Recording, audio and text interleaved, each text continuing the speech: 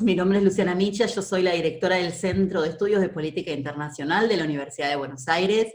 Hoy tenemos una reunión cerrada con un especialista en temas de desplazamiento forzado de población. Lo estamos haciendo gracias a la amabilidad no solo del expositor, sino de una de nuestras coordinadoras, que está actualmente viviendo en Europa, haciendo una maestría muy interesante en todo lo que tiene que ver con asistencia humanitaria, que es Noelia Blaskovich. Ella nos hizo el contacto con un especialista, un arquitecto especialista en diseño e implementación de todo lo que tiene que ver con los campos de refugiados y los albergues en términos de desplazamiento forzado de población.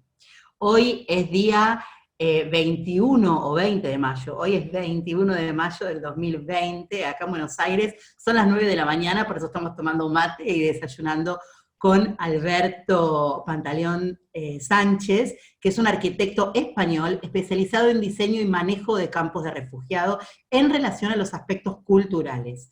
Tiene experiencia, mucha experiencia en terreno, trabajando con refugiados, en su mayoría afganos en Grecia, tanto en la isla de Lesbos, que es la isla que recibió más refugiados, con la organización Lighthouse Relief, y en Atenas, en otra organización que se llama Drop in the Ocean.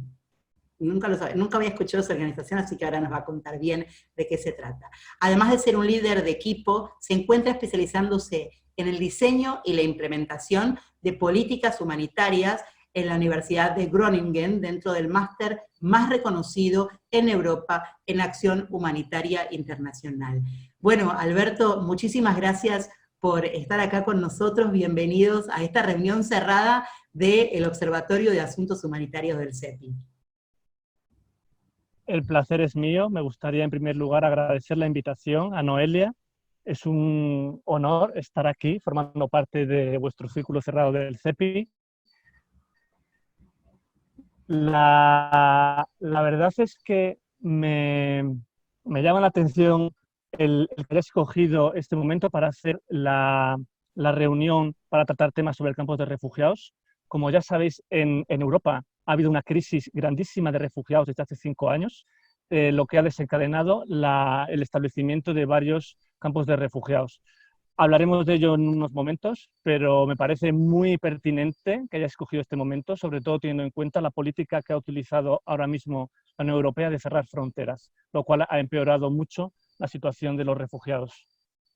Sí, es tal cual como vos decís, nos preocupa mucho. Nosotros, como te contaba anteriormente, tenemos reuniones a las 7 de la tarde con diferentes docentes, especialistas en relaciones internacionales. Y estamos viendo el problema de la pandemia como un problema grave en las relaciones internacionales, pero queríamos hacer foco en el tema de la asistencia humanitaria y cómo ella estaba continuando y cómo están trabajando los organismos internacionales y las ONG en esta situación de contener a los campos de refugiados y a los lugares de acogida de los refugiados, ya que tienen como una doble vulnerabilidad, ¿no? Porque justamente tienen un problema de ser súper vulnerables por las condiciones de habitabilidad y una doble vulnerabilidad por el hacinamiento que eso implica y el tema del virus. Así que vos, ¿cómo estás viendo esta situación en el panorama tanto global como desde tu experiencia?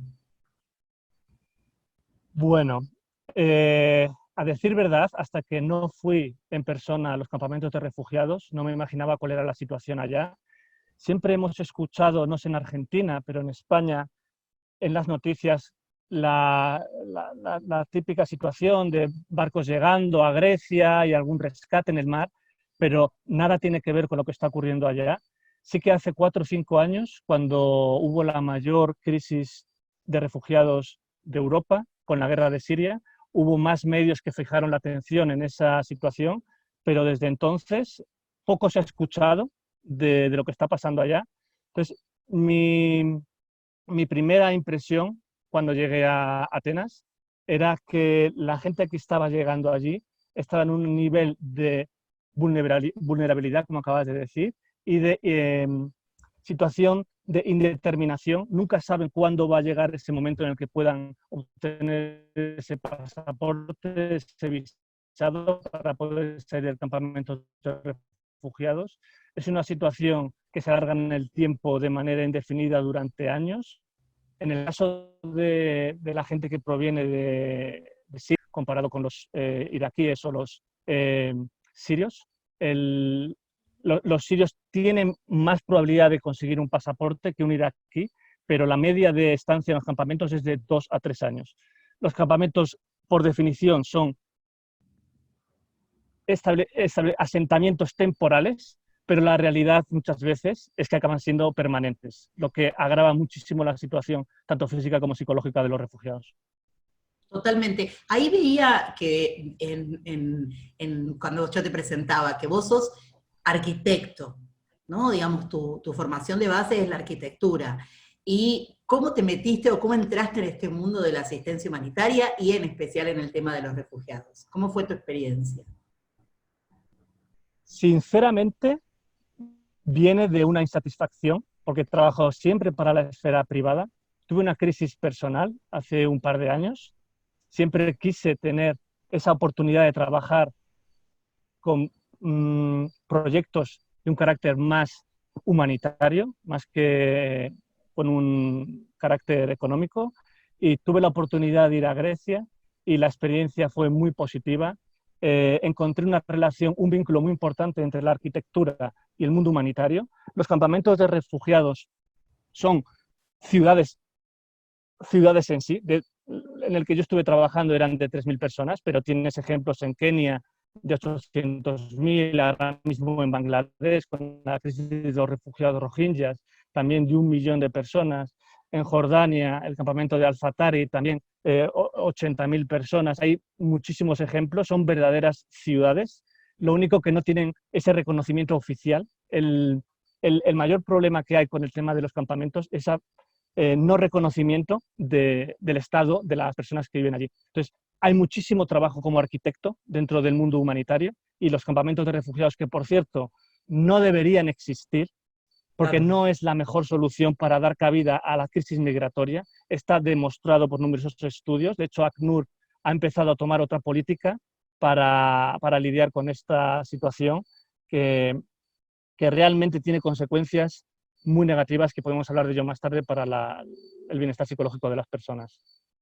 Totalmente, o sea que vos dentro de las organizaciones o ahí vi que trabajabas o trabajaste en 2 ONGs muy importantes. Contame cómo fue tu experiencia trabajando, uno que se llamaba Lightning House y otro algo de Deep in the Ocean, que me pareció como interesante. Vos te metiste en estas ONGs o en estas organizaciones para trabajar específicamente de arquitecto. Sí. La segunda que mencionaste, Drop in the Ocean, trabaja en el mayor campamento de refugiados de Grecia continental. Está situado a 20 kilómetros de la capital, Atenas. Da cabida a 3.500 personas, de las más vulnerables. Generalmente son mujeres o niños o menores no acompañados. Son los de mayor vulnerabilidad y las condiciones de vida que allí hay son muy precarias. Viven en containers de unos 2 metros de ancho por 5 metros de largo. Apenas tienen sitios donde poder relacionarse al aire libre. Lo que me llamó la atención cuando llegué es el tratamiento del espacio público es inexistente. No hay ningún sitio para reunirse socialmente, cuando para la cultura árabe los espacios de reunión sociales públicos son súper importantes. El tomar un té, el fumar una cachimba. Sé que para nosotros suena un poco así como ocioso, pero realmente si queremos para proporcionar unas condiciones... Nosotros también somos sí, mate. Imagínate el mate. Claro. Imagínate que tienen al pueblo argentino sin tomar mate en el espacio público. Entonces, realmente lo único que se mantiene a la gente en los campamentos de refugiados, y más concretamente en la Grecia, es un estado casi de supervivencia biológica, donde no les dejan a las personas reafirmar su identidad tanto individual como colectiva. Entonces, el espacio público, que es una cosa que como arquitecto me llamó la atención, tiene un tratamiento inexistente. No hay plazas, no hay sitios de sombra, no hay sitios donde poder reunirse. 40 grados en verano a la sombra. ¿qué haces con las personas que ni siquiera pueden estar dentro del container? Es un container donde viven. Entonces, esa fue la primera experiencia en el campamento de refugiados. Volveremos a esa experiencia más tarde, pero para darte una pincelada de lo que ocurría en la otra organización, esta Lighthouse Relief, es introducido al principio de la conversación, la isla de Lesbos es la que más recibe refugiados de toda Grecia. Tiene un campamento de refugiados que se llama Moria, que luego hablaremos de él, que es una vergüenza para Europa. Las condiciones tan inhumanas en las que está viviendo la gente allí es algo que no debería estar ocurriendo ahora mismo, pero básicamente la ONG que trabaja a refugiados que llegaban en Zodiac desde Turquía. La distancia entre Turquía y Grecia es de 7 kilómetros, con lo cual tú podías desde la montaña ver con gafas de visión nocturna los arribamientos de lanchas, y en el momento en que llegaban tenías que darles primeros auxilios para emplazarles en un campamento transitorio de ACNUR y de ahí al campamento de Moria. No, sí, no nos podemos, creo que, ni imaginar las situaciones que has vivido y que has experimentado. Pero bueno, contanos un poco de tu experiencia, digamos, en los campos de refugiados y cómo ha sido tu trabajo cotidiano con eso. Mi experiencia ha sido muy positiva. Recomiendo a todas las personas que tengan esa curiosidad o inquietud que, aunque no puedan entrar de manera profesional, realicen un voluntariado. Es muchísimo más enriquecedor que cualquier tipo de actividad que puedas realizar en tu día a día. Mis actividades, además de coordinar los equipos para poder realizar las actividades diarias, que en el fondo son muy pequeñitas, o sea, las actividades que nosotros podemos hacer tienen por eso se llama Drop in the Ocean, porque una pequeña acción tiene un gran impacto. Recuerdo una de las actividades que era simplemente repartir ropa a la población. Esta organización le daba un sentido diferente al tema de las donaciones. Lo más importante para trabajar con refugiados es el tema de la dignidad. La dignidad tiene que formar siempre, ser el centro de todas las acciones que organizamos. Entonces, es muy diferente cuando vas a una persona y le das una prenda de vestir, como si fuera un mendigo. En el fondo, sí, a veces le estás es mejor, claro, tratando con poca dignidad. ¿Y cómo lo hacían? Hacían que elijan la ropa, ponían cosas para que ellos elijan, ¿no? Exacto. Organizaban una especie de tienda de ropa, les daban un dinero virtual que se llamaba Drops. Entonces, ese dinero lo gestionaban ellos mensualmente. No era un dinero real, pero para ellas era como ir de compras. Y dignificaba a las personas poder utilizar ese dinero para comprar esa ropa. Son pequeñas acciones, pero muchas veces como humanitarios, eso es un consejo que desde mi experiencia le daría a todos los estudiantes del CEPI, es muchas veces nos centramos en el qué, vamos a repartir esta ayuda humanitaria, ofrecer este servicio, pero muchas veces nos olvidamos del cómo. Es tan o más importante el cómo que el qué en la acción humanitaria. No es lo mismo dar el agua de una manera que de otra, no es lo mismo ofrecer un té, no es lo mismo dar comida, no es lo mismo. Entonces, por favor, el cómo es tan importante como el qué. Totalmente. Una de las cosas que yo te contaba que hacemos unos talleres de diseño e implementación de campos de refugiados o campos de evacuados. Y una de las cosas que siempre veíamos es que las personas que están en situación de refugio también tienen habilidades y capacidades muy, muy buenas. O sea, si han llegado hasta ahí es porque realmente son capaces de lograr muchas de las cosas y son fuertes, son inteligentes, tienen habilidades. Entonces también lo que veíamos es que tenemos una necesidad de darles a ellos la posibilidad de, no sé, hacer su comida, poder también construir sus propias casas, digamos, involucrarlos a ellos en las actividades de asistencia y socorro que quizás las ONG están haciendo. No sé si a vos te pasó eso o todo lo contrario, no lo sabemos porque vos sos el que tenés la experiencia práctica. Sí, pero has dado en el clavo, Luciana. Realmente uno de los fallos más grandes que cometemos los actores humanitarios es no considerar las capacidades que tiene la gente que recibe nuestra asistencia.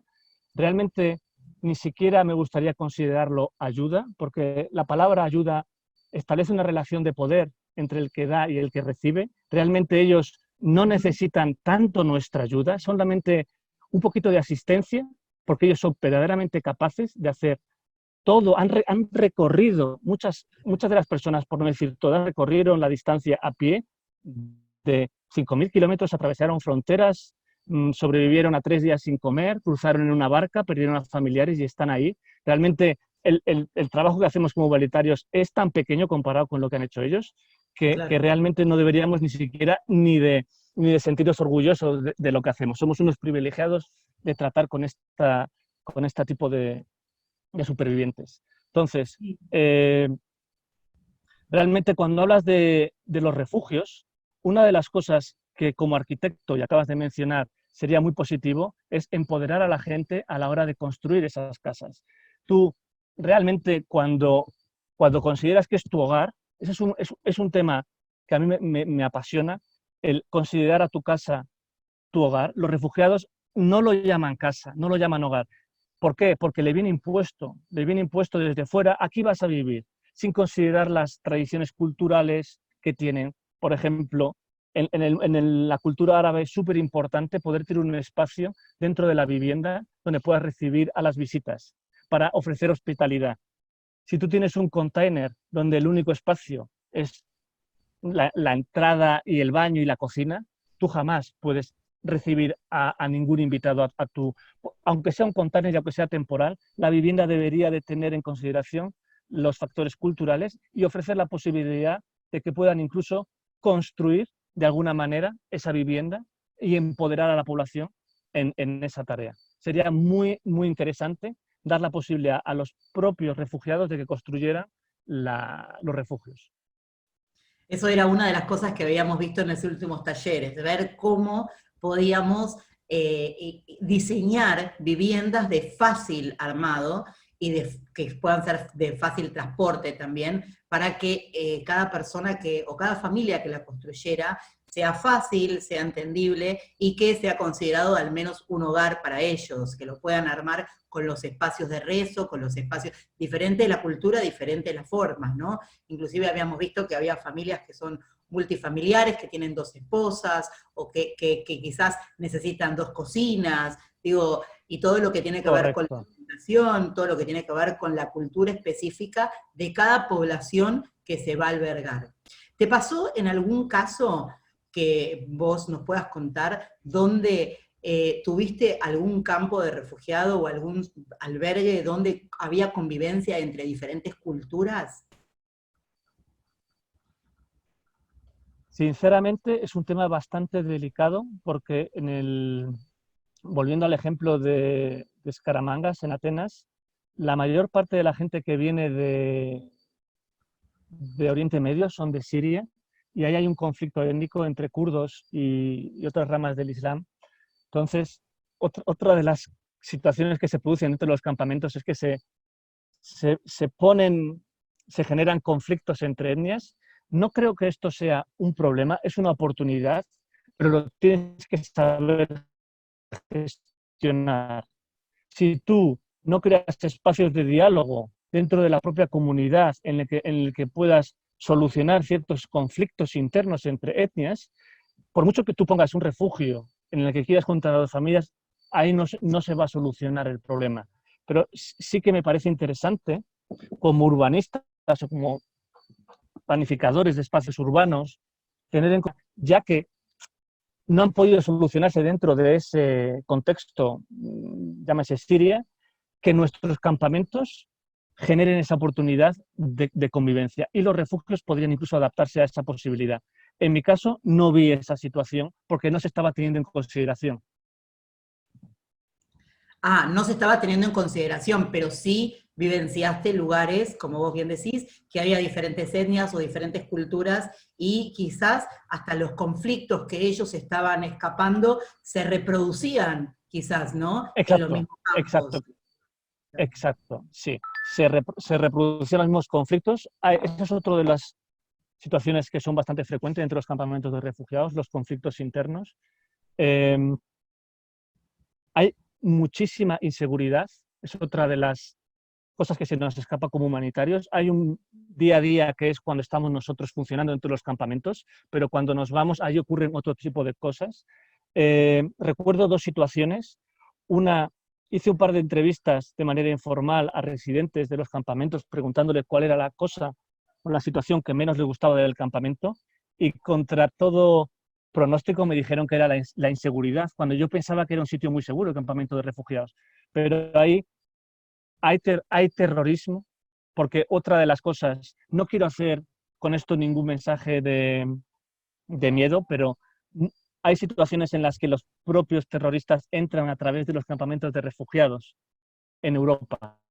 Entonces, los propios terroristas, a mí me contaba un propio refugiado que estaban incluso dominando a los residentes de los campamentos. Hay mucha inseguridad. Claro, no solo inseguridad, sino este problema de la doble estigmatización, ¿no? Porque se ve que ellos son, digamos, necesitan asistencia, pero también son cuestionados, y quizás por este tema de que el crimen organizado o el terrorismo entra a través de ser pseudos refugiados. Me imagino que eso genera como, no sé, lo puedo ver como en paralelo a quizás situaciones carcelarias, ¿no? Que hay grandes personas que usan la violencia para dominar al resto. Me imagino que debe pasar mucho parecido en ese sentido. Correcto. Y recuerdo también el caso de una chica de 17 años que dejó de asistir al colegio porque dentro de los campamentos de refugiados siguen desarrollando esas actividades. Hay colegios, hay hospitales, hay tiendas. Los propios refugiados, volviendo al tema de que tienen capacidades, organizan sus propios negocios. Hay cafeterías, hay peluquerías, hay tiendas de comestibles.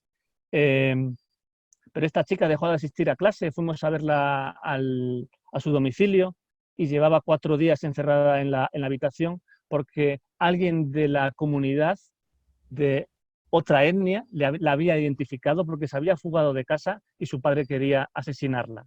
Entonces estaban intentando, la chica quería huir del campamento de refugiados. Entonces nos pidió ayuda e intentamos protegerla, pero como esta situación hay muchísimas dentro de los campamentos que se nos escapan a nosotros como humanitarios, solo vemos la puntita del iceberg, y la seguridad es un aspecto a tratar dentro de los campamentos de refugiados. Y en Tanto tu para... experiencia, ¿qué personal tenían para temas de seguridad? ¿Quién se ocupaba del tema de la seguridad? ¿Era policía local? Buena pregunta. ¿De quién depende la justicia y la seguridad dentro de un campamento de refugiados cuando es un sitio de excepción? ¿Quién? Porque la gobernabilidad de los campamentos de refugiados suele recaer en Naciones Unidas y utiliza a ACNUR como principal responsable. Pero realmente la seguridad de ese campamento recae dentro del gobierno de ese estado, en este caso Grecia. Entonces, dentro del recinto, quien controla la seguridad es la policía helena. Tienen un caseto en la entrada donde los policías controlan la seguridad, pero que no hacen nada para solucionar los conflictos. De hecho, no entran dentro del campamento.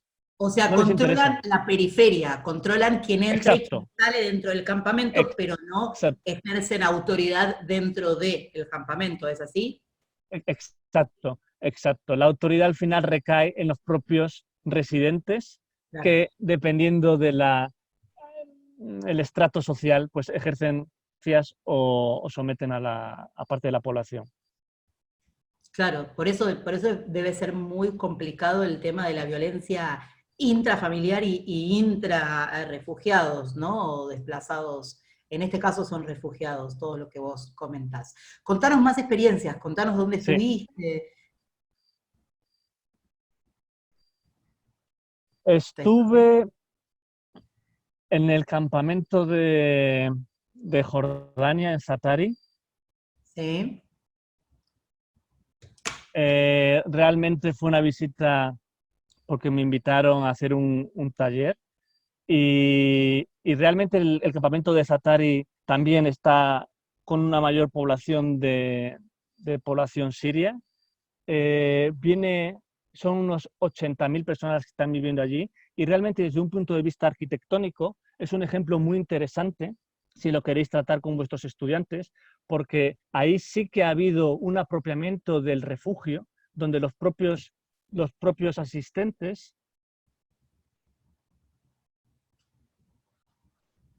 Ay, perdón, pensé que se me Te había veo. ido la señal. ¿Me No, no, conseguí? no. ¿Me veis? Sí, ¿Dónde se cortó? no se cortó. Te escuchamos perfecto. Ah, No te vale, veíamos, pero te escuchábamos. bien. Estaba diciendo que en Jordania, en el campamento de Al-Zaatari, podréis comentarlo con los alumnos, se ha producido un fenómeno muy curioso, que es el de la apropiación del refugio. La comunidad internacional ve el campamento de Al-Zaatari como un fracaso a nivel internacional, porque han perdido el control del crecimiento de la población. Realmente, esa es una de las aspectos negativos de diseñar campamentos de refugiados. Utilizamos siempre una matriz reticular, como si fueran campamentos militares. Tenemos aquí, no recuerdo el nombre de uno de los oyentes Carlos, que Carlos trabajó Franza. para el departamento, Carlos. El diseño de los campamentos de refugiados está basado en estudios en campamentos militares. De hecho, está documentado cómo subconscientemente el hecho de planificar los campamentos desde un punto de vista militar transmite con respecto a los refugiados y de alineamiento. O sea, ¿por qué tenemos que colocar los refugios uno detrás de otro como si fueran ovejitas en línea? Ese alineamiento destruye la dignidad y la privacidad de las personas. Entonces, lo que ocurrió en Jordania fue que la parte de la población se rebeló contra esa estructura rígida de las calles y de las casas y empezó a adaptar sus viviendas Su en función de sus cultura, necesidades. A claro. cultura, empezaron a fusionar containers, esto que hablábamos del vestíbulo, añadían con uralita una especie de vestíbulo, generaban un jardín. Entonces, realmente fue fascinante poder ver cómo los residentes se apropiaron del lugar y lo veo como un acierto, porque nosotros como arquitectos, o en mi caso, no tenemos que imponer cómo tienen que vivir otras personas o cómo tienen que relacionarse, sino que tenemos que simplemente ofrecer la oportunidad para que ellos decidan cómo quieren vivir. Y al igual que tú, Luciana, o Noelia, tenemos diferentes de habitar nuestro hogar. A lo mejor uno prefiere, no sé, leer en el dormitorio o leer en el salón, o prefiere comer en la cocina o prefiere comer cerca de la ventana. Nosotros habitamos los espacios y tendríamos que ofrecer esa posibilidad a los refugiados cuando construyamos los refugios. Entonces, Zaatari fue un éxito bajo mi punto de vista de cómo los residentes pueden apropiarse de... Claro, pero estamos hablando de residencias semipermanentes, casi, Cargar un ¿no? segundito el ordenador. Sí, estamos hablando de residencias casi semipermanentes, ¿no? Porque uno piensa, bueno, de hacer, No eran semipermanentes. eran semipermanentes. Porque claro, el tema es cuando uno diseña un campo de refugiado o cuando uno diseña un centro de evacuación, se supone que son cuestiones que tienen que ser momentáneas, que son, digamos, de alguna manera temporarias. Entonces, Temporales, sí. esa temporalidad hace que, obviamente, la urgencia y la necesidad de tener mínimos controles también, y una operatividad y logística, que lo entiendo desde la parte más militar, que lo entiendo, porque uno cuando lo diseña necesita saber, bueno, los horarios de comida, el agua, que todos tengan alimentación, que tengan recreación, que tengan lugares de culto, digamos, hay un montón de aspectos, sanidad, educación, temas de género, hay un montón de aspectos que uno tiene que pensar a la hora del diseño de una infraestructura habitacional transitoria, que son estos casos. Lamentablemente, las cuestiones de refugiados y desplazados forzosos nos evidencia situaciones que lamentablemente, y como vos bien dijiste, son espacios que terminan siendo semipermanentes, porque no se les da soluciones desde los estados, o no se les brinda un marco legal como refugiado legal que puede llegar a salir de un campo de refugiado y tener una vida digna fuera de esos campos. ¿Estás por ahí? Yes. Muy bien. ¿Pusiste a cargar el ordenador? Estoy buscando el cargador como puedo. Dame un segundito porque me parece súper interesante tu pregunta. No hay ningún problema. Igual quiero que todos preguntemos, porque esta es una reunión cerrada de mucha gente que sabe mucho del tema, que sabe mucho de refugiados, que sabe mucho de infraestructura habitacional temporaria, como Carlos, digamos, que enseñan estos temas. Entonces no quiero que sea un ida y vuelta solo de nosotros, sino que todos podamos participar. Mientras que buscas el cargador, Noelia también tenía un montón de preguntas. Ella está estudiando específicamente, y no solo estudiando, sino capacitándose en temas de asistencia humanitaria. Gracias. En varios escenarios. Entonces me gustaría que todos podamos participar y hacer todas las miles de preguntas que tenemos. Primero queríamos escuchar, digamos, básicamente tus lineamientos y tus experiencias y dónde estuviste, para también nosotros preguntar de acuerdo a lo que vos podrías llegar a contestar, ¿no?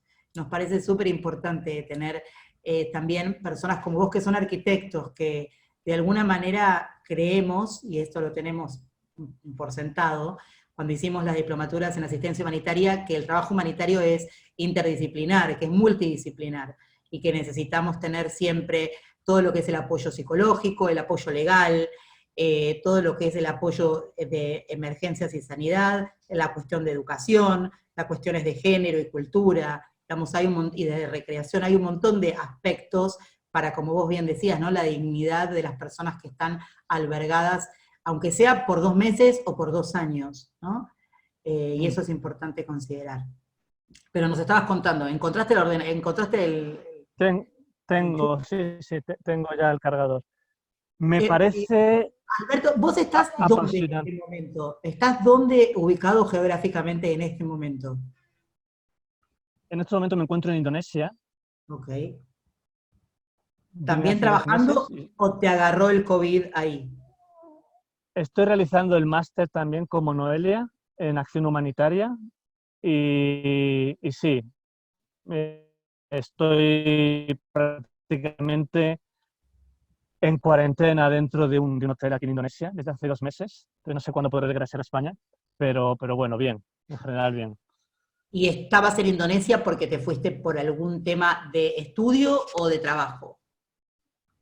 Fue más por un tema personal. Tenía mi pareja también en Asia y antes de que cerraran las fronteras quise estar con ella.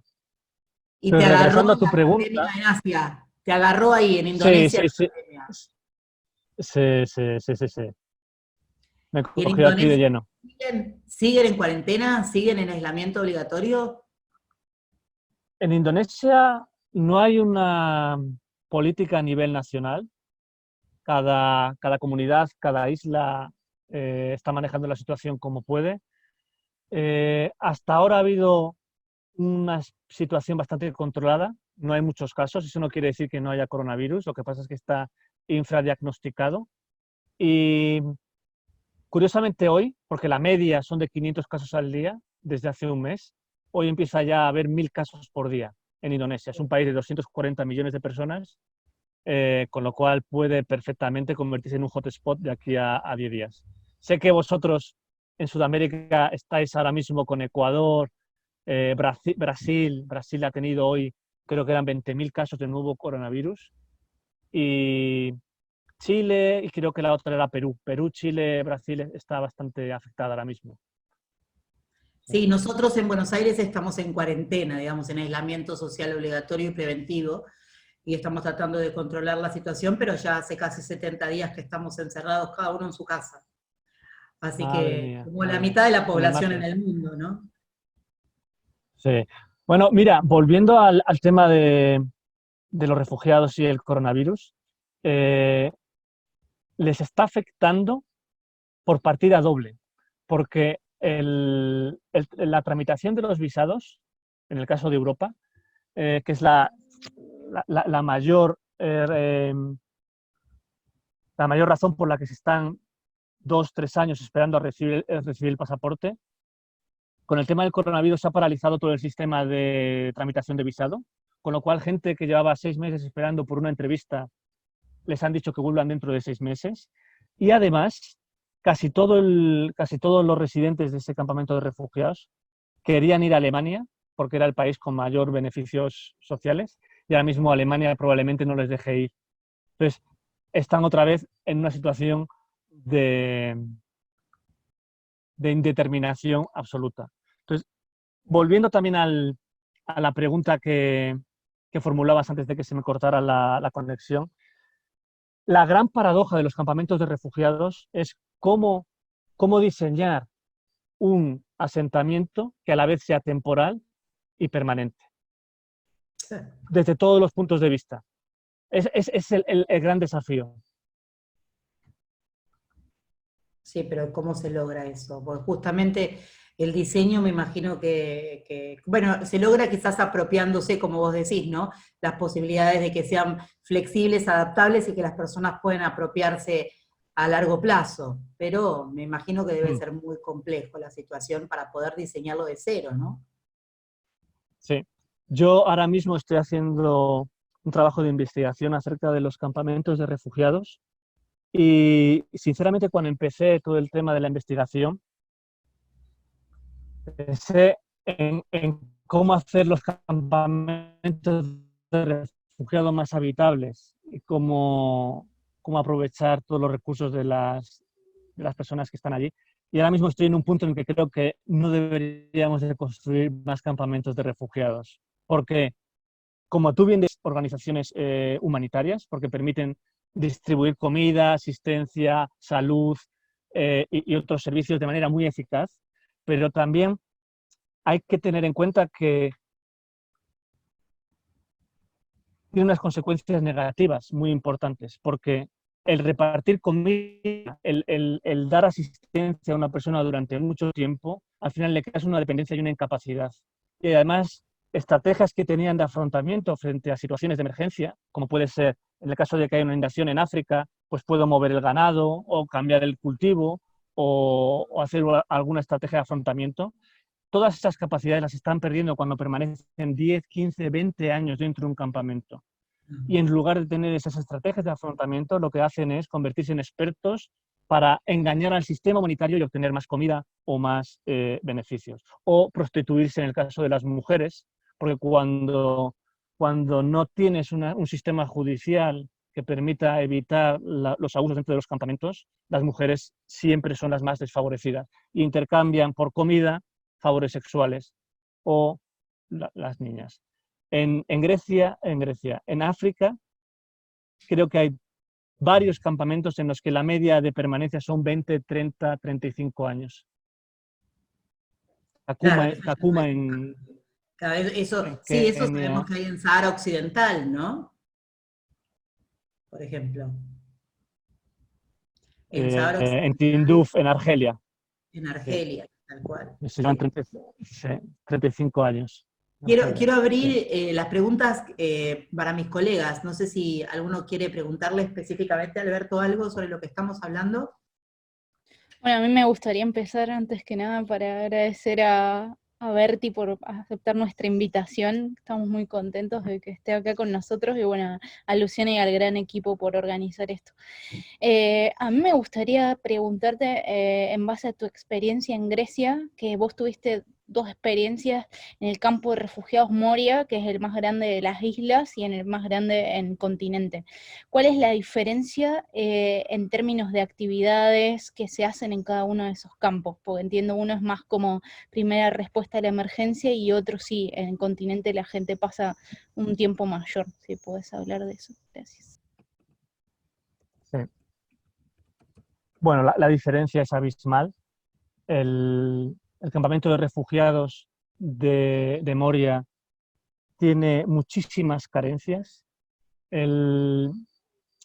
Es vergonzoso que como europeos tengamos un lugar así para recibir a gente que viene de cruzar 4 países, perder a familiares, venir de una guerra, y que cuando consiguen llegar a Europa les metamos en un sitio que es peor que una granja de animales. Lo que ocurre cuando llega la gente a Lesbos es llevarles a Moria, tienen que dormir un mes en la calle, donde te pueden perfectamente violar, te pueden secuestrar, se pueden apalear. Eh, mm, los menores no acompañados sufren muchísimas violaciones. Las mujeres cuando van a orinar a las letrinas también sufren muchísimas violaciones. No tienes ningún tipo de protección. En el reparto de comida la gente está hacinada como si fuera peor que ganado. Tuve la oportunidad de conocer a una señora que venía de Siria. Yo tenía una botella de agua y se me quedará grabado cómo esta señora me cogió la botella de agua, me la pidió por favor poder beber agua. Se bebió la botella de agua, le fui a dar dinero, error mío, pero la vi en tanto nivel de desesperación que la fui a dar dinero y me dijo, no hace falta, para que veas lo que es la dignidad. Es súper importante cuando tratas con personas. Ahí me cometí el error de ofrecer dinero cuando ella no necesitaba dinero. O sea, yo puedo obtener mi propio beneficio, pero la diferencia entre el campamento de actividades en Moria, que es, como tú bien has dicho, Noelia, el campamento de refugiados más grande de Europa, y el campamento de Skaramangas en Grecia. El campamento de Skaramangas en Grecia está muchísimo mejor estructurado, es para gente muchísimo más vulnerable, hay muchísima necesidad, pero lo que hay en Moria de verdad no debería de estar ocurriendo. Tú creo que también tuviste la oportunidad de ir allí y es vergonzoso, y las actividades que se están realizando son repartir comida y mantener a la gente en un modo de supervivencia, pero no hay ningún estándar mínimo de humanidad en Moria. Acá tenemos una pregunta de... No sé si querés preguntar algo más. Bueno, sí, Alberto nos contaba esto del problema de cuando los campos de refugiados que están pensados para ser temporales y se vuelven permanentes. Entonces la estrategia sería pensar formas de empoderar a la gente o darle formas de vida más sustentables o que les den mejores condiciones de vida, de protección, de salud. Entonces, en ese sentido, a nivel también del diseño de los campos, está todo el tema de incluir un mejor acceso a la energía de las personas.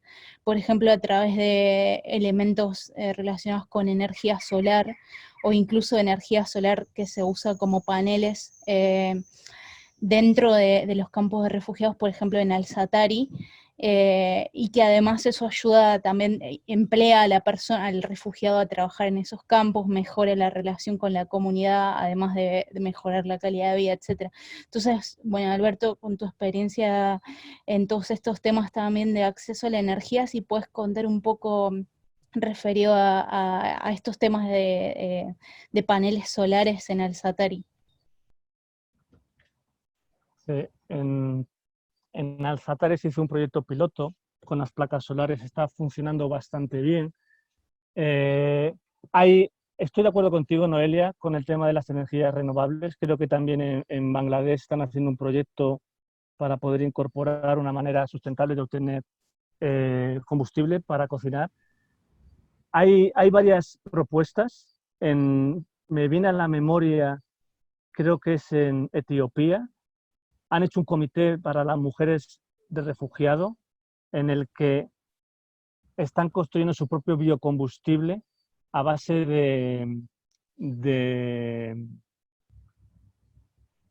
no me gustaría decir esta palabra, de residuos animales. Entonces, ¿cómo se dice?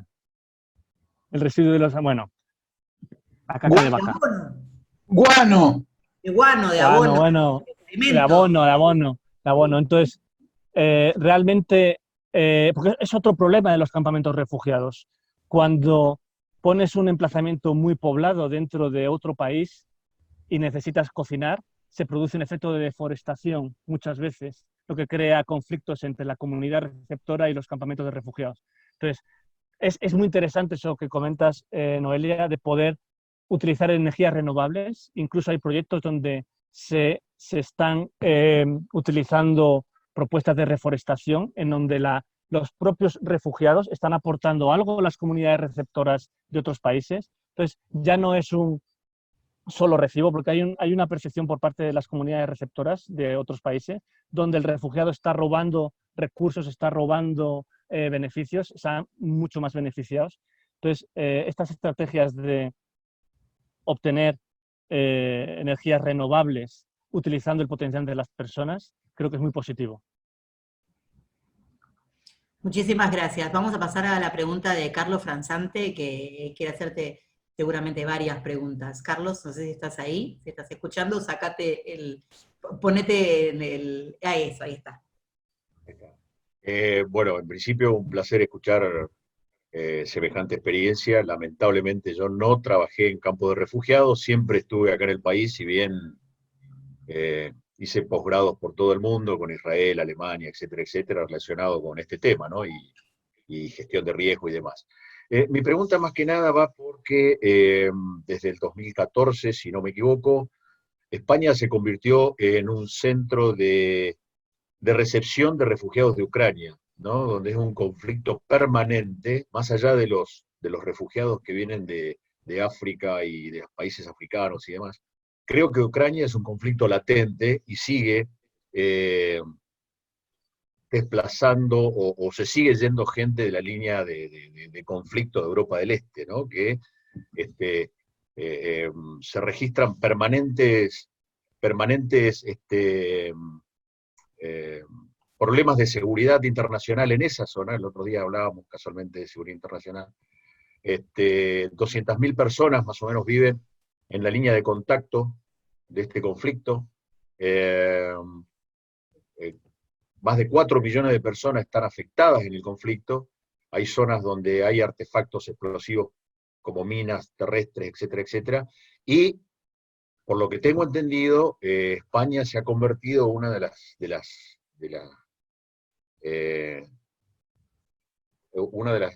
mayores receptores de estos refugiados. No sé cómo, mi pregunta está relacionada con eso, cómo es la actualidad de estos refugiados de Ucrania, ¿no? Si España sigue recibiendo, si tiene un lugar especial para recibirlos.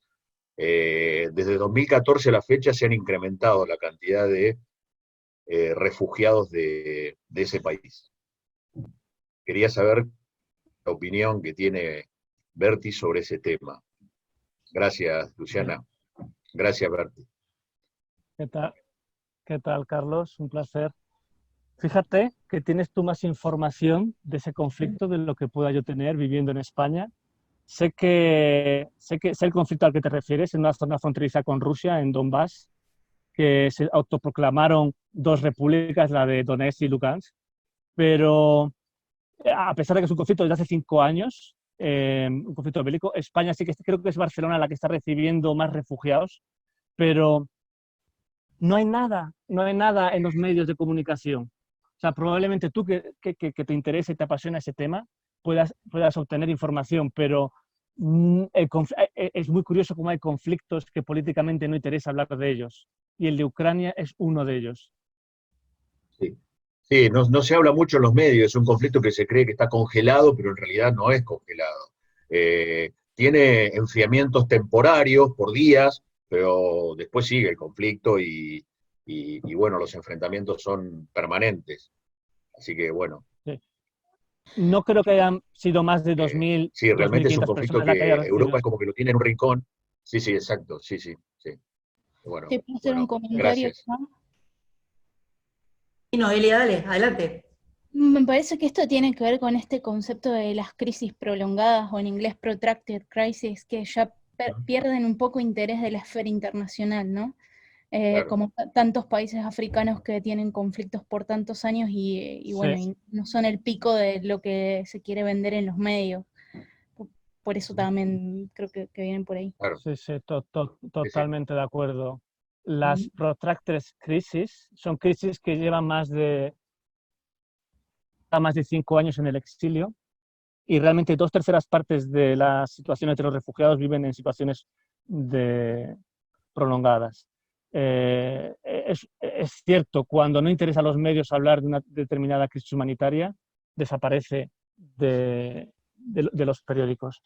Y es otra de las cosas que tendríamos que tener en cuenta a la hora de diseñar campamentos de refugiados. ¿Qué ocurre cuando los donantes dejan de proporcionar dinero?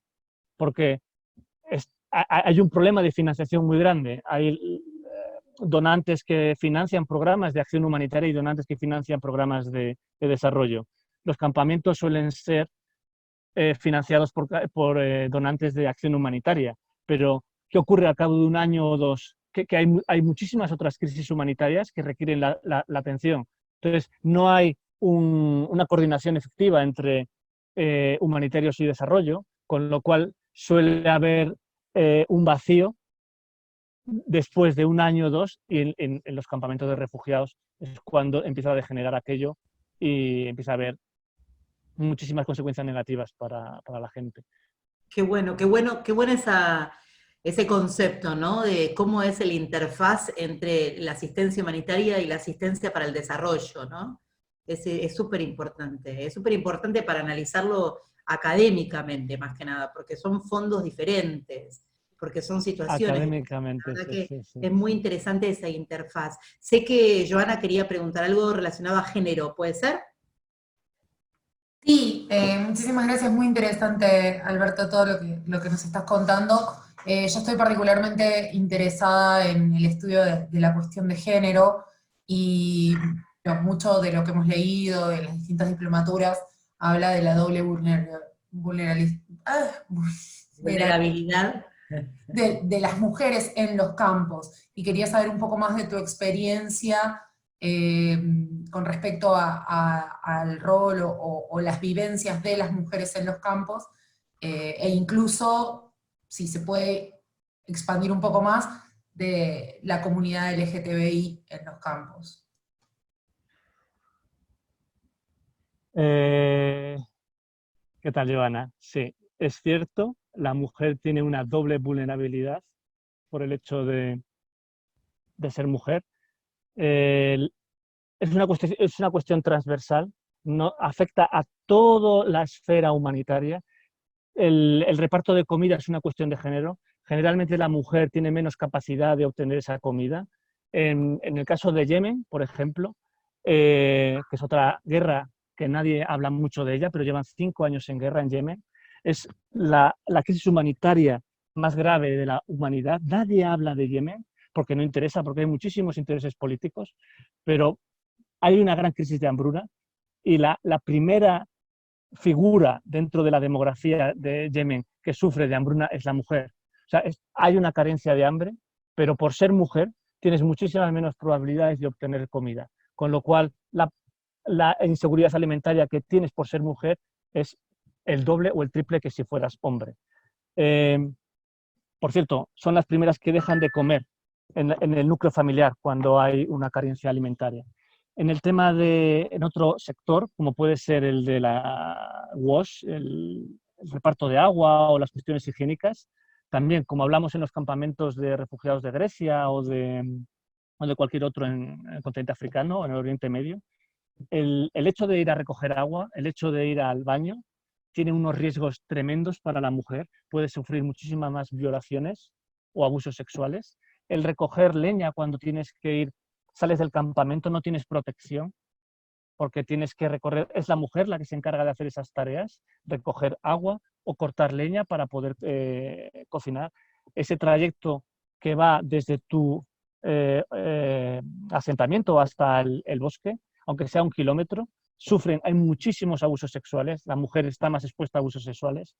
El tema que hablábamos antes de la prostitución, cuando los donantes dejan de estar permanentes en los campamentos de refugiados, generalmente esas estructuras de poder que había antes, patriarcales, en las que el hombre es el que decide cómo se distribuyen los víveres, la mujer está en otra situación de vulnerabilidad, porque tiene que acceder a favores sexuales, a la prostitución, para obtener esa comida.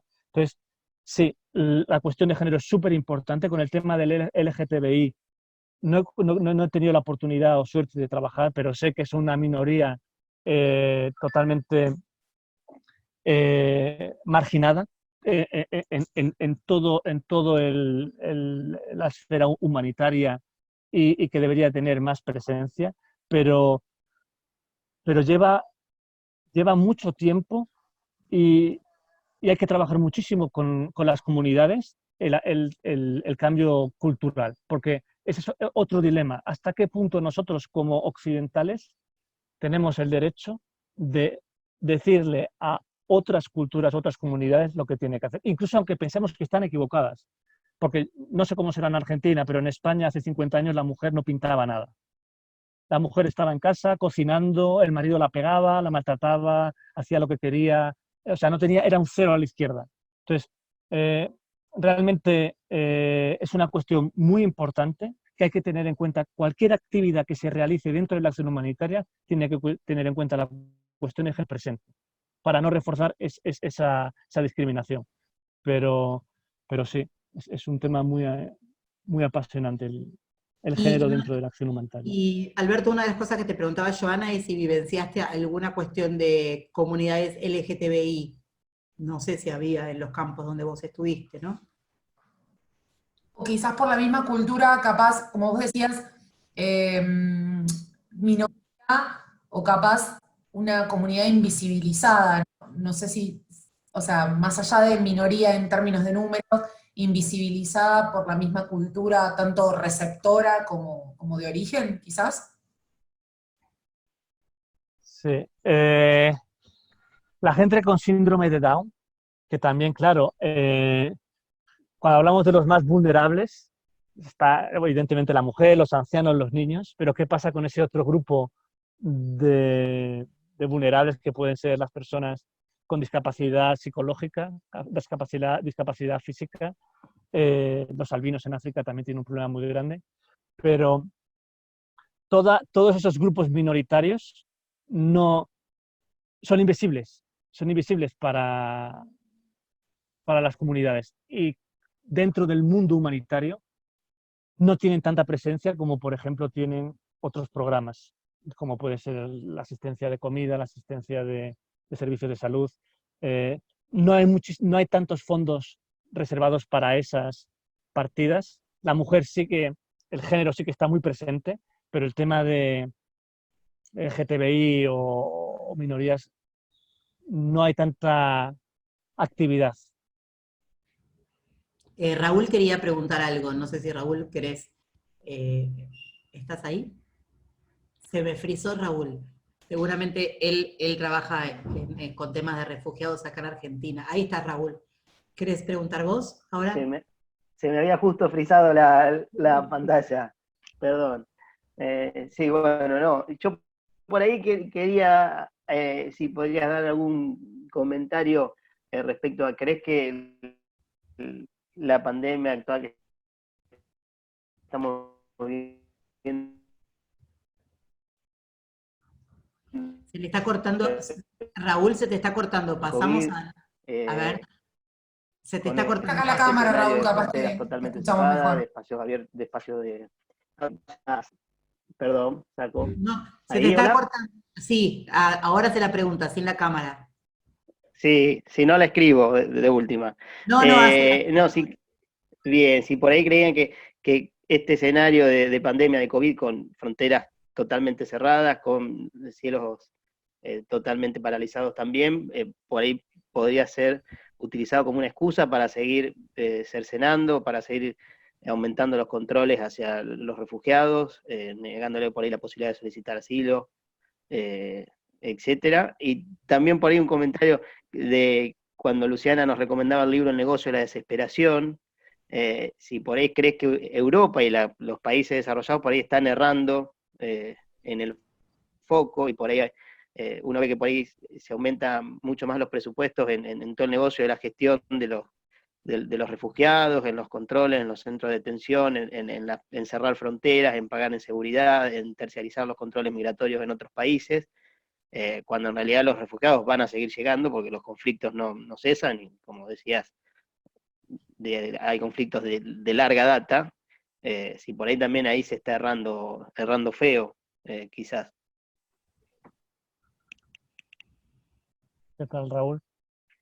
Respondiendo a la primera pregunta, por supuesto que cualquier oportunidad que tenga Europa o Occidente de impedir la llegada de refugiados a su territorio la va a utilizar. De hecho, ya está utilizando desde hace tiempo una estrategia de externalización de fronteras, donde financia muchísimo dinero a países como Turquía, Marruecos, Libia, un país totalmente corrupto que está lleno de abusos o violaciones de los derechos humanos. Entonces, sí, el objetivo, entre comillas, de Europa es poner cada vez más difícil a los refugiados que lleguen a su territorio. De ahí los campamentos de refugiados. No dejan de ser santuarios humanitarios que impiden a la población llegar a tu territorio. Es una estrategia que va a seguir utilizando y el coronavirus es una oportunidad más para impedir la llegada de refugiados. Por cierto, creo que es un 3% de todos los refugiados en el mundo lo que recibe Europa con respecto a toda la población global. Es tan pequeñito que da vergüenza hasta decir que somos receptores. Una de las razones por las que los campamentos de refugiados en Grecia están estancados y la gente está allí es porque no somos lo suficientemente solidarios en Europa como para acoger un mínimo cupo. Creo que España ha acogido a 10.000 personas. Es ridículo. Entonces, sí, el coronavirus va a ser una herramienta más, ya está ocurriendo, para impedir que la gente llegue a Europa. Con respecto a la segunda pregunta, no sé exactamente si me la podrías refrescar. Sobre el tema de la securitización. Nosotros leímos un libro muy interesante que era El negocio de la desesperación y todos los negocios que tienen que ver con la criminalidad organizada para que los refugiados lleguen a algún campo de refugiados, digamos. Y hay todo un negocio atrás de eso, y hay mucha plata que, por lo menos lo que vemos, o lo que se estudió, es que se utiliza para crear muros, poner cámaras, comprar drones, para que no avance los desplazados forzosos hacia Europa. Entonces lo que me parece que apuntaba Raúl era si a vos te parece que no se está utilizando una estrategia de securitización en términos de no al avance de refugiados, en vez que gastar esa plata en no sé si las causas, pero sí en mejorar las condiciones habitacionales y dar más visas humanitarias. O sea, se está utilizando una estrategia de seguridad y de aislamiento europeo en vez de contención. Exacto, de contención. Sí, se está haciendo una estrategia de contención. Totalmente de acuerdo. Los refugiados es un negocio para todos los países por los que... Turquía creo que recibe un montón de dinero para impedir que lleguen los refugiados a, no sé, eran 5 millones, bueno, una barbaridad, no te sé decir una cifra, pero recibe muchísimo dinero por parte de la Unión Europea para impedir que lleguen a Europa. Cada barco que interceptan también reciben dinero en el mar. Entonces, la securitización de los refugiados, no sé exactamente a lo que se refiere Raúl, pero... ¿Me oís? Sí, acá me moví justo a ver si por un lugar que tengo mejor señal. No, esto que decía Luciana, de que por ahí Europa y los países desarrollados están invirtiendo cifras exorbitantes en tercerizar las fronteras, en construir muros, hay un negocio también en la gestión por ahí de los centros de detención, de los campos refugiados, cuando verdaderamente es una realidad que está fracasando, y los refugiados siguen viniendo y siguen queriendo entrar, y por ahí quizás esas cifras que se invierten en cerrarse y en tratar de escudarse, por ahí podrían ser mejor ubicadas en una acción humanitaria que tenga mejores resultados, ¿no? Sí, trabajar las causas estructurales de los países de origen, totalmente de acuerdo. Hay un riesgo muy grande actualmente con el tema de de vincular la acción humanitaria con el desarrollo. Noelia también sabe mucho de esto. Hay una tendencia ahora mismo a incluir al sector privado dentro de la acción humanitaria, con lo que ello implica. Si ya era un negocio el tema de los refugiados, si introduces, como tú comentabas, Luciana, el tema de los drones humanitarios, que está muy bien porque puedes repartir en zonas remotas asistencia humanitaria, pero ¿cuál es luego la utilidad de ese dron humanitario? Carlos, a lo mejor como coronel o integrante del aspecto militar, sabe que toda esa información se puede recopilar y se puede utilizar con otros fines militares. Entonces, la securitización es un tema muy importante hacia la que está tendiendo la acción humanitaria y habría que tenerla muy en cuenta para no utilizar los datos y la privacidad de los refugiados para hacer negocio con ellos. Alberto, le voy a pasar la palabra a la doctora Laura Bogado. Ella es de la Universidad Nacional de La Plata y hizo su doctorado sobre temas de refugiados. No sé si los demás del CEPI la conocen, pero es una invitada muy especial y gracias por estar conectada, Laura, hoy en esta charla interna que tenemos de la Universidad de Buenos Aires. Al contrario, gracias a ti, Luciana, por invitarme. Y bueno, Alberto, excelente, la verdad, el relato de tu experiencia, la verdad que interesante, hasta le deja picando a uno la idea de que, bueno, algún día uno debería tratar de hacer el esfuerzo para tener una experiencia así, ¿no? Bueno, algún día lo haré. Tengo hijos chicos, pero bueno, en algún momento lo pensaré. Excelente la exposición, Alberto, me encantó. Mira, yo escuché que estuviste hablando un tiempo sobre las cuestiones de las minorías, y a mí me gustaría, porque es a lo que estoy apuntando ahora, estoy intentando trabajar acerca de los menores, de los niños, ¿no? Si has tenido experiencia acerca de cómo es la vida de los niños, o cómo se resuelven algunas situaciones complejas de los niños en los campamentos, ¿no? Que es algo que siempre me preocupa, no solamente en refugiados, sino en migrantes, ¿no? Pero bueno, creo que en el tema de refugiados debe ser aún más dramática la situación, o no, si has tenido experiencia en ese sentido. Tengo más preguntas, pero bueno, esta es como la más importante. ¿Qué tal, Laura? No sé si me oís bien, porque se ha entrecortado un poco la pregunta. ¿Me oís bien vosotros? Sí, pero entendiste la pregunta, te estaba preguntando justamente sí. De refugiados y migrantes, el tema de niños. Sí, lo entendí. Curiosamente, los niños tienen una capacidad de resiliencia brutal. Son capaces de sobreponerse a cualquier situación traumática mucho antes que los adultos, pero mi experiencia cuando he trabajado con niños es que, aunque no seamos conscientes aunque parezca que no tienen memoria o que tienen más capacidad para sobrellevar las cosas, tienen una rabia, una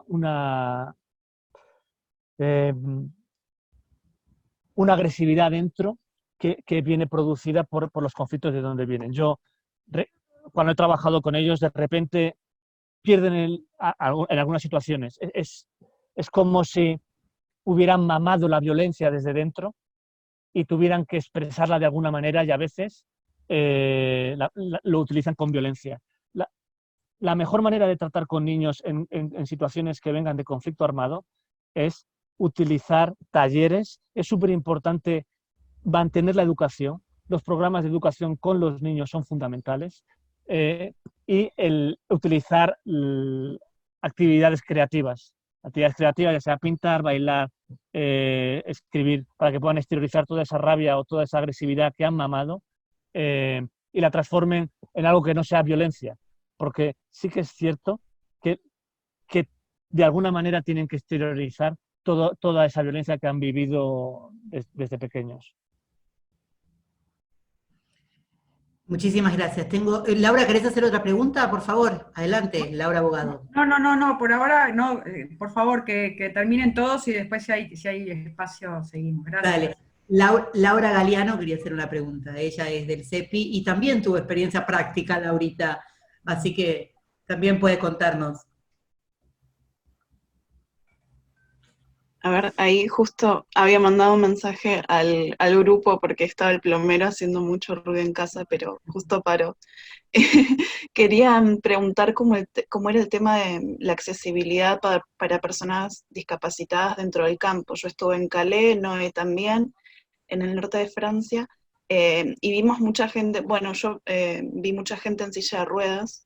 Quería saber, fue un tema que también tratamos el año pasado con Luciana en la diplomatura y en el observatorio. Quería saber cómo se transitaba ese tema de discapacidad dentro de los campos.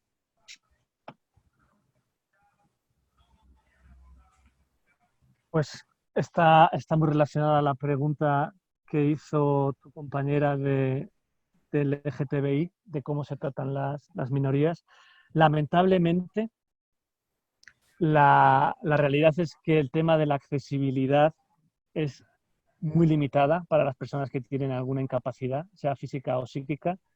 Sé que hay organizaciones que están especializadas en atender o asistir a este tipo de población, pero si ya en el mundo real es muy poco lo que se está haciendo para facilitar el acceso a personas yo sé, en silla de ruedas, en los campamentos de refugiados no hay ningún tipo de accesibilidad. Las personas que tienen esa incapacidad tienen otra vulnerabilidad añadida. Entonces, no hay ninguna actividad con responsabilidad, lamentablemente. Sí, nosotros lo que vimos en las diplomaturas también estamos incorporando, obviamente incorporamos todo lo que es la cuestión de género y minorías de LGTBI, sino también todo lo que tiene que ver con la cuestión de discapacidad. No solo la discapacidad motriz, pues siempre asociamos la discapacidad con gente que está en silla de ruedas, sino con diferentes colectivos de discapacidades que también pueden ser tanto capacidades adquiridas por los mismos conflictos, ¿no? Que ellos escapan. Y cuestiones que tienen que ver también no solo con la salud física, sino con la salud psíquica de las personas. Sé que Noé quería hacer otra pregunta. Noé, todo tuyo. Sí, hablábamos antes de la diferencia entre la acción humanitaria y la cooperación en el desarrollo, ¿no?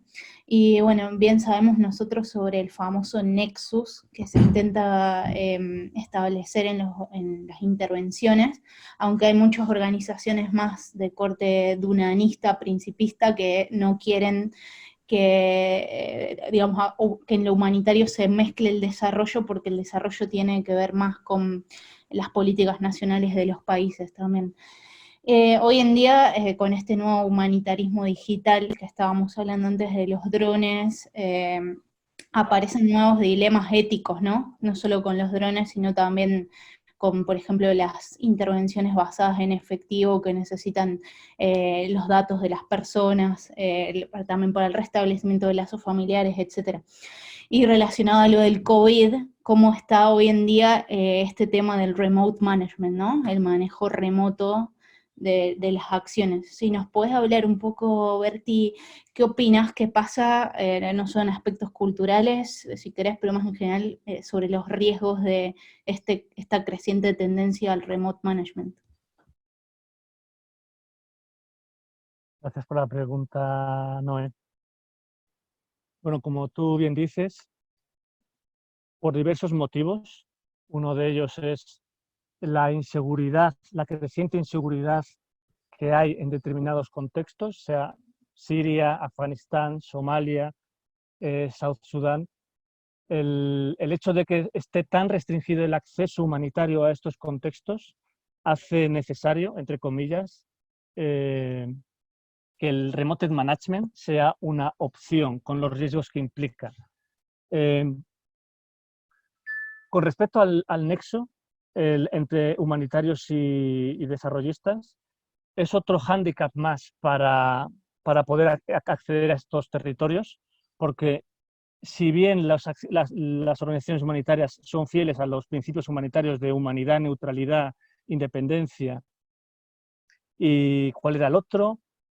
Neutralidad, independencia, imparcialidad. Imparcialidad. El hecho de que posible que juntemos a los actores políticos o de peacekeeping con las acciones humanitarias pone en peligro el principio de independencia y neutralidad. ¿Qué ocurre? Que la población receptora, las comunidades afectadas o incluso sectores, actores armados, como es en el caso de Irak, si te identifican como aliado de cierta agenda política occidental, van a considerarte un objetivo a derribar, que es lo que pasó en Siria. Muchísimos humanitarios fueron atacados, asesinados, secuestrados y torturados. Entonces, ante esa realidad, el remote management es una opción a la hora de poder implementar proyectos de acción humanitaria. Pero uno de los riesgos que hay con respecto al remote management es que al final esa aceptación, es porque al final tú necesitas cierto contacto directo con la población afectada para tener una aceptación y que tu programa sea, tenga una efectividad y alcance los objetivos establecidos. Si tú creas una distancia con la persona que quieres ayudar, ese vínculo afectivo desaparece. Y luego estás transfiriendo un riesgo a los... porque el remote management lo que hace únicamente es retirar a los actores humanitarios internacionales de las zonas de riesgo. Pero ¿qué ocurre con los mismos empleados del staff de esa organización que se quedan en terreno? El 95% de los ataques que hay a actores humanitarios es a población local, a gente, no a los occidentales como nosotros, sino a gente que está trabajando para MSF, para UNHCR o para WFP del propio país de contexto. Entonces, realmente lo que tenemos que tener en cuenta a la hora de hacer el remote management es si no estamos poniendo todavía más en peligro a la población que trabaja en el país. Entonces, claro, la población local que apoya a las instancias humanitarias. Exacto. Y a los propios trabajadores de estas organizaciones. Perfecto. Una de las cosas que muchos de mis alumnos y allegados me preguntan es, una de las cosas que dijo Laura, ¿no? Laura Abogado, quiero ir, me gustaría ser voluntario, me gustaría con todo lo que aprendimos todos estos años poder acceder, pero no saben cómo meterse, no saben cómo llegar. ¿Qué les dirías por tu experiencia de cómo una persona desde la Argentina, que también tenemos nuestros problemas, pero desde la Argentina puede tener alguna experiencia práctica y cuál sería el mejor camino para llegar a tener esa experiencia práctica como vos la tuviste, o como Laura, o como Noelia la tuvo? ¿Cuál para vos sería el mejor camino para acceder a ese trabajo voluntario en algún campo de refugiado que esté ongoing, ¿no? Que sea en este momento que esté en actividad?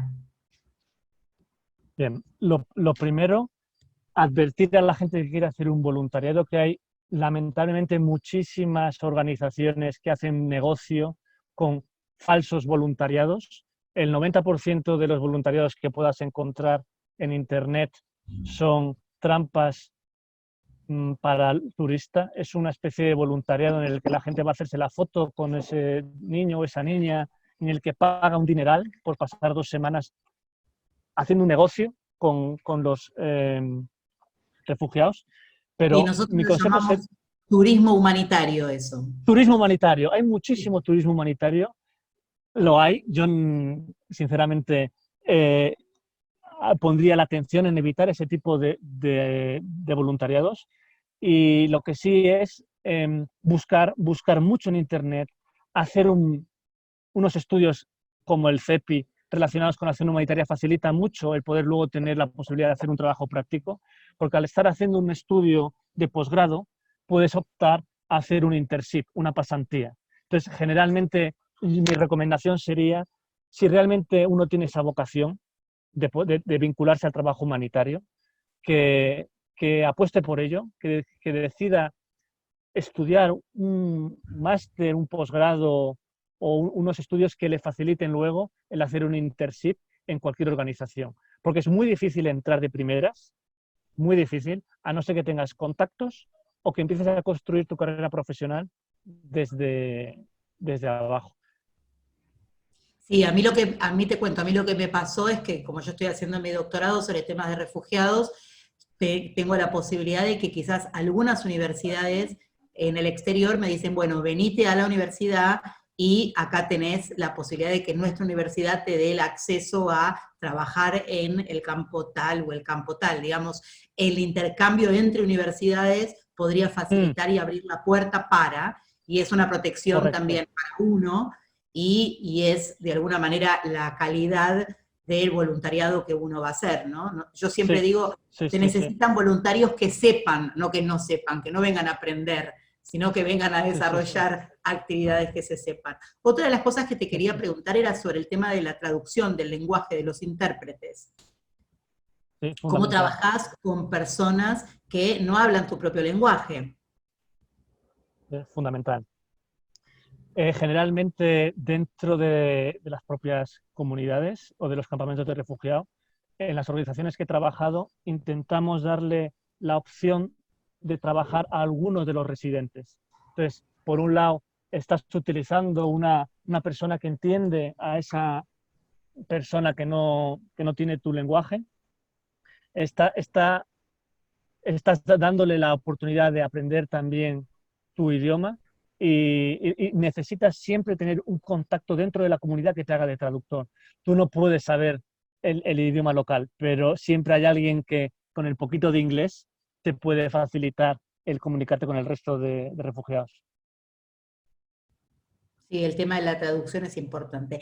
Y bueno, y como para terminar, me gustaría que quizás nos puedas dar las lecciones aprendidas que vos tuviste en todos estos años trabajando en la práctica en campos de refugiados. Las más grandes lecciones aprendidas que nos gustaría subrayar de esta charla. Bajo mi punto de vista, tenemos que tener muchísimo cuidado con cómo tratamos a las personas que queremos ayudar. Es un poco como empezamos esta conversación. Es tanto o más importante el cómo que el qué. No es tan fácil ayudar. Y el mundo humanitario está plagado de errores, de catástrofes que ha hecho por intentar ayudar y no tener suficiente contexto, suficiente información del contexto cultural, político, social en el que estaba intentando realizar sus intervenciones, o sencillamente porque hace más daño. Hace más daño. Es súper importante la dignidad de las personas, y ayudar no es tan fácil. Mi sensación es que no vale con buenas intenciones. O sea, si realmente queremos hacer unos estudios, estamos estudiando, es para tener una conciencia de cómo ayudar sin hacer daño. Y el error no está en las poblaciones, porque realmente estamos centrando el foco siempre en que las causas estructurales de los países receptores de África, porque África, la pobreza y demás, tenemos que ser conscientes que nosotros somos cómplices y responsables de esa situación. Entonces, el problema no está allí. Nosotros, individualmente y colectivamente, tenemos que ser conscientes de que somos partes del problema. Y cada uno sabe por qué está dentro del mundo humanitario, pero hay que tener mucho cuidado de ayudar sin hacer daño. Ese es mi mensaje.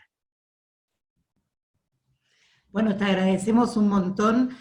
Nos gustaría seguir en contacto con vos. Sabemos que lo vamos a poder hacer. Nosotros, como te conté, tenemos un taller que es diseño e infraestructura de cuestiones habitacionales para situaciones de refugio y desplazamiento forzado de población. Nos encantaría que puedas ver lo que estuvimos haciendo todos estos años. También que podamos cambiar figuritas, como nosotros decimos en Argentina. Bueno, un beso enorme a todos. Un abrazo, el placer es mío, estamos en contacto y a pelear por lo que uno le apasiona, y cualquier cosa, Noelia o tú misma, Luciana, podéis pasar mi contacto. Así que sea leve el coronavirus allí en Argentina. Un abrazo fuerte a todos.